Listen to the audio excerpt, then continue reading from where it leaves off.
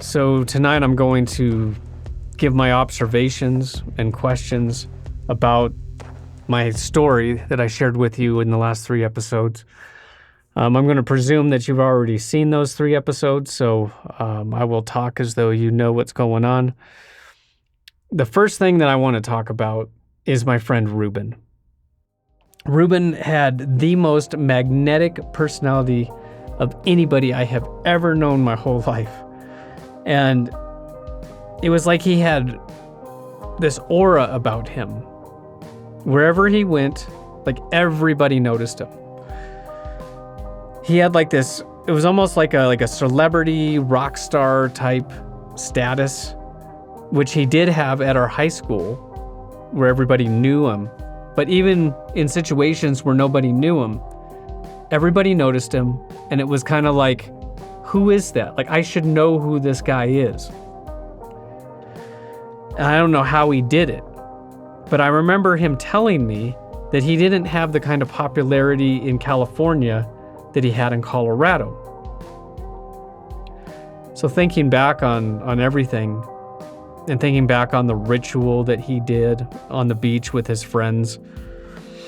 And like I said, I didn't ask like what the purpose was, but if I had to guess, I would guess that maybe they did these rituals to gain popularity and to attract people to themselves.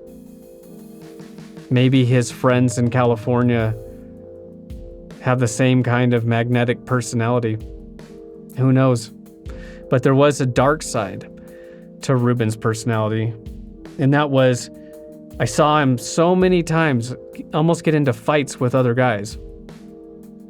And what was interesting about that was he never actually had to fight. And he never had to do much. Like, for example, this scenario played out several times. We would go to the mall, like for lunch or for whatever. And he would see some other guy maybe walking the other direction down the mall hallway. And somehow they would lock eyes and get into a stare down. And Ruben would not say anything. He just had these wild eyes. And these guys that he was doing this with were usually like college-age guys or guys in their 20s. Ruben's like 16 years old. Now, Ruben is a big guy. He's like 6 feet at least and 200 pounds. These other guys are probably similar size as Ruben. They would come over and get in Ruben's face, try their best to intimidate, talk about how they were going to beat him down. And Ruben would have just this wild look in his eyes. And he would smile the whole time. And you would slowly see these guys like just fall apart and crumble as they're threatening him. Like, these guys are the aggressors and they're coming to Ruben. And I was thankful that they didn't end up in a fight, because that was the last thing we needed to deal with. And it's just ridiculous anyways. There's no point in physical altercations with strangers for no reason. But it was almost miraculous to watch these situations unfold like that. A lot of times I thought for sure these guys were gonna just start swinging on Ruben, and it never happened.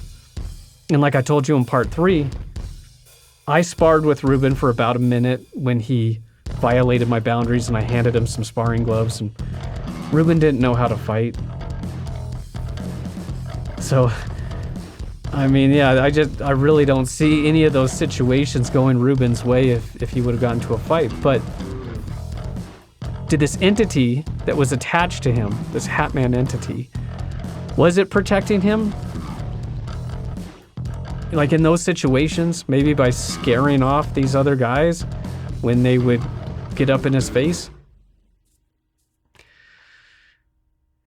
Because I've heard stories where some people have claimed that the Hat Man was like a protector for them, which is hard for me to imagine.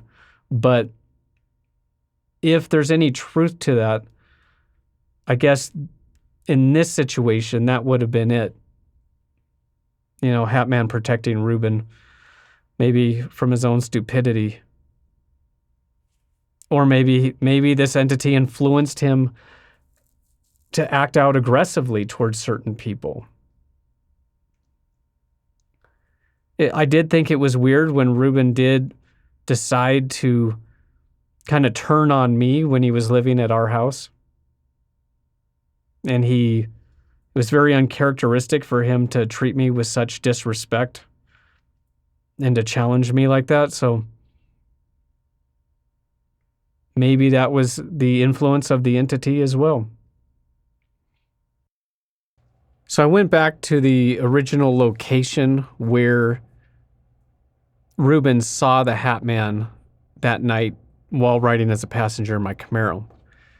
I live about an hour away from my hometown where I grew up, so I mounted a GoPro to my vehicle and headed over there. And I'm driving the same way that I did that night in '94. It's after dark. It's about the same time of year as well, because this took place around the beginning of October. It was before the homecoming dance at my high school. So I'll go ahead and play this for you. So on the left-hand side, where you see all the streetlights, it's an old neighborhood, and I looked it up, and some of those houses go back to like being built in 1946. And on the right-hand side is a golf course. Now, it was somewhere like around here or around the middle, in between the two intersections, where Ruben saw the Hat Man standing under one of these streetlights. And I remember Ruben trying to give me more information in the moment. He was saying something about like a mailbox. When I was looking at footage slowed down, I saw several streetlights that had mailboxes near them. So I don't know which one exactly it was, but yeah, at this point, like Ruben's freaking out and I'm just paying attention to the road. I'm thinking we're getting away from danger as we go through that intersection. Now at this point, Ruben turns around in the seat and he's repeating to himself, like, I can't believe that he's here. I can't believe he followed me. I can't believe it. And he's really like distraught. And I'm asking Ruben, like, who are you talking about? And I remember him right around here where, we're on the outside of town now. I remember him looking at me and saying, you won't believe me. You couldn't see him. It's just a little further ahead where the turnoff is to his aunt and uncle's house.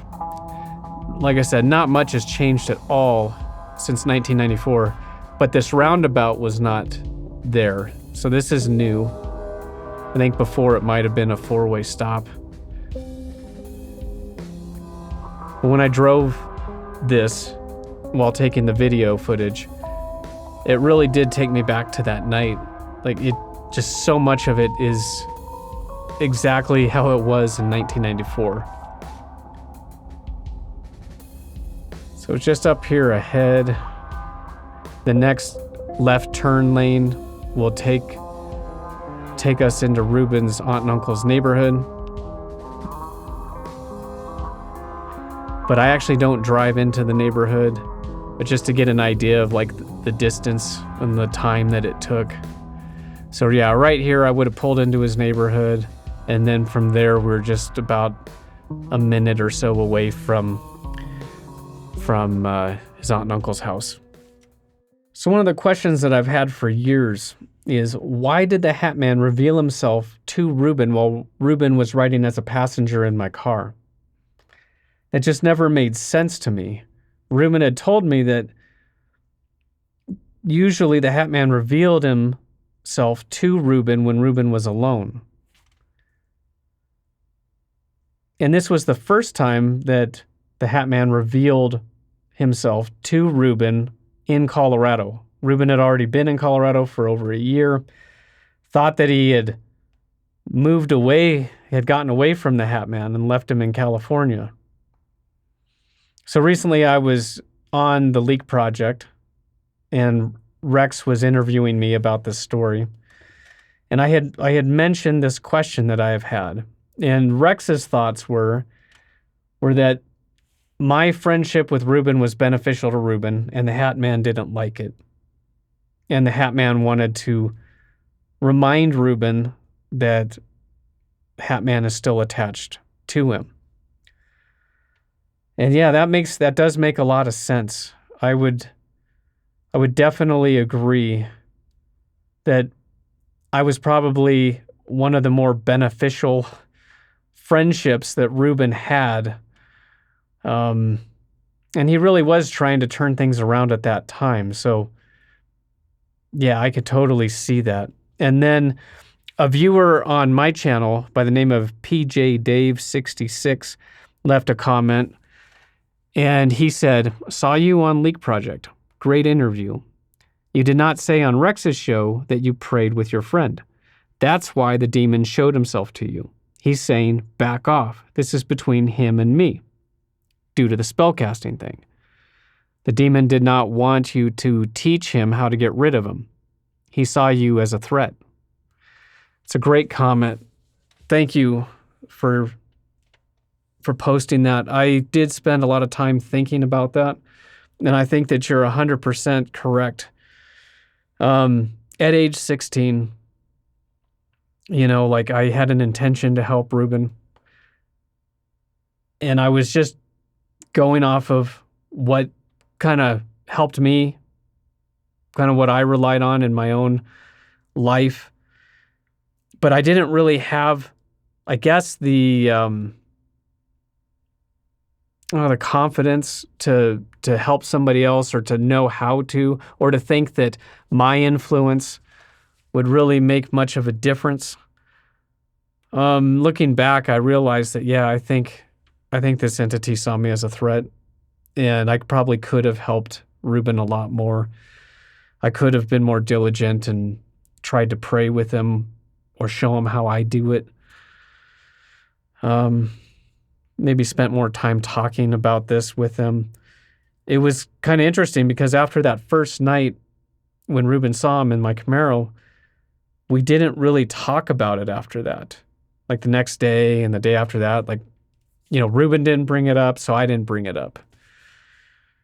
It wasn't until like weeks later that Ruben started kind of talking about it. He didn't talk about this particular night, but just about things he had experienced over the last few years. And one of the things that he told me that I thought was really interesting was that sometimes he could smell this entity. He wouldn't see it, but he would smell it. He said it smelled like burning sulfur. And whenever he would smell that, he knew that the entity was nearby. He said it usually happened when he was alone, and it would scare him. He would feel the presence, the darkness. The Hat Man showed himself to me when Ruben was staying as a guest on that first night. I will say, unfortunately, the Hat Man did scare me. I really didn't want to deal with that at that time. I felt like I had plenty of stuff to deal with, just with school. And I was still going through the divorce with my parents, and that was kind of hard to deal with. So I just decided to go ahead and keep my distance. And Ruben was already distancing himself from me. So that was interesting. Maybe the Hat Man was influencing Ruben in that regard. And then eventually, of course, before Ruben moved out, he kind of turned on me and really pushed some boundaries. So maybe the Hat Man was working on both of us from different angles. So the night that Ruben appeared to be possessed before he moved out of my house, I want to talk about that for a moment. So when he came up the stairs, it really was bizarre. Like, his movements were very mechanical and robotic. As soon as he got upstairs, both my brother and I, we could sense that something was off with this situation, but I guess we wanted to believe that he was just joking with us, like playing around. So that was the kind of energy that we brought to the situation. when he sat down across the table from me, I remember feeling like the hair on the back of my neck was standing up. So I was definitely feeling it, but was still trying to play it off and try to prove that he was messing with us. Is it possible that the Hat Man entity that was attached to him could also take control of him or possess him? I've looked to see if anyone else has had similar encounters or situations like that, and I haven't found any. So I guess it's also possible maybe another entity was responsible for this situation, possibly. Ruben also, he had the upside down cross carved into his lower forehead. I had seen Ruben an hour before he had come up for dinner, and there was nothing on his forehead. So he was downstairs by himself that whole time. He would have had to have been the one to do that. I did talk to him about it like a day or two after this incident, and I remember asking about it, and he claims he doesn't remember like doing it, or he didn't know how it got there. That could be true, or he could have done it and lied to me, so I don't know. But it was so perfectly cut. I mean, it looked like a razor blade was used. And when he came up, there was like no blood around it or anything like that. But it was certainly like deep enough. But I don't know what the significance of that would have been. And then Ruben walked out into the front yard in front of me and my brother, and he left the front door open. We went over there and watched him. He went into the snow, dropped down, carved out a symbol that I saw the next morning when I was getting ready to go to school. At the time, I had no idea what it was, but like I said, it was a large circle with some lines, some straight lines and curved lines within the circle.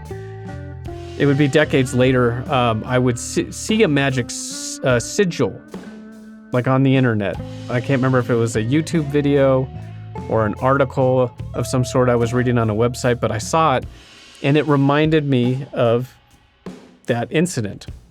It's like, okay, so that kind of a hint as to what was happening at the time. If Ruben was possessed, well, first I should read the definition of what a sigil is. So on Wikipedia, it says a sigil is a type of symbol used in magic. The term usually refers to a pictorial signature of a spirit, such as an angel, demon, or deity.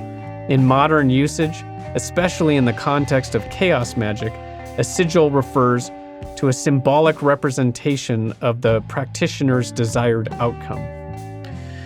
So if Ruben was in fact possessed by an entity, was the sigil, I guess, the pictorial signature of that entity, and it wanted to display it on our property in front of our house?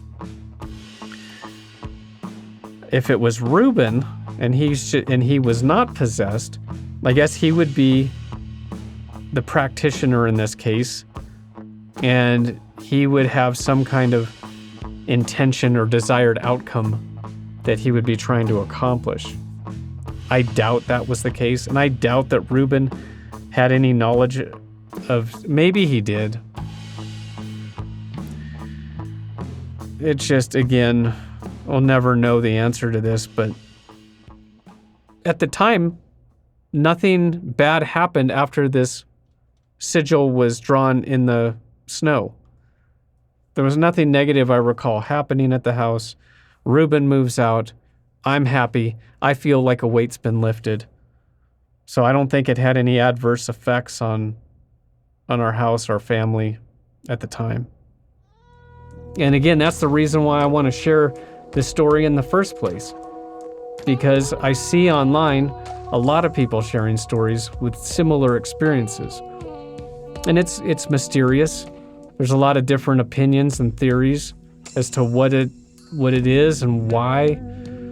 But like I said, I think we all hold some piece of the puzzle. And I'm just glad that we can all talk about it and share our stories and try to find the common threads